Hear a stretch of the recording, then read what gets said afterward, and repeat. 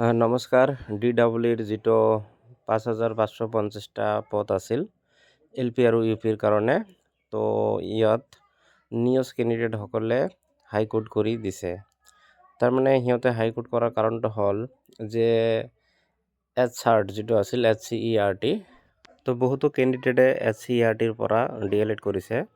তো তেওঁলোকৰ পৰা নিউজ কেণ্ডিডেটসকলৰ যি ডকুমেণ্ট বিচাৰিছে ডকুমেণ্ট ভেৰিফিকেশ্যনত, এই ডকুমেণ্ট বিচৰা নাই, সেইকাৰণে সিহঁতে কেছ কৰি দিলে।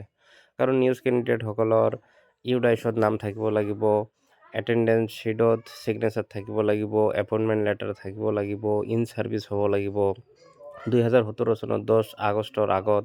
তাৰপিছত DLEDৰ 2017 চনত এডমিশ্যন ল'ব পৰা হ'ব লাগিব বা তাৰ আগত, আৰু 2019 চনত বা 19 চনৰ আগত ক্লিয়াৰ হ'ব লাগিব DLEDটো।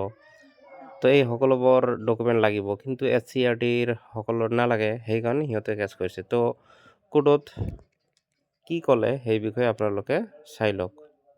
Now these documents are mentioned.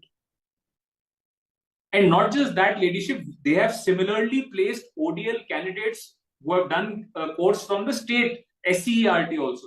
None of these documents are being asked for.